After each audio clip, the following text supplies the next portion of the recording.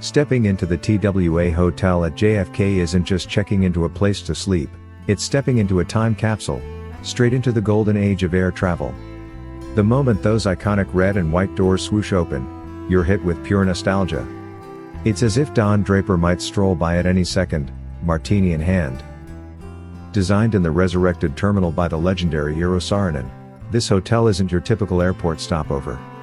It's a full-on experience.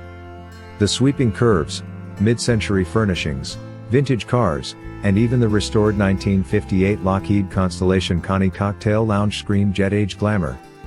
You're not just killing time between flights, you're reliving history in style.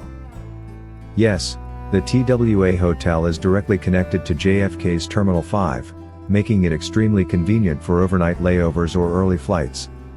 But convenience isn't the only reason to stay. Each room is thoughtfully soundproofed, yes, truly soundproofed, so you won't hear a single jet engine. Instead, you'll enjoy sleek interiors, crisp white bedding, and floor-to-ceiling windows that deliver front-row views of the runway or terminal architecture. Still, it's the little things that elevate this experience: the rotary phones, vintage uniforms on display, and curated playlists that transport you back to the 1960s.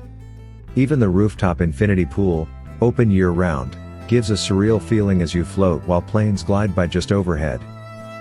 Dining options lean more stylish than practical. The Paris Café by Jean Georges is a solid choice for dinner, though expect upscale airport prices. A grab-and-go coffee bar and retro food hall cover the basics for those on the run.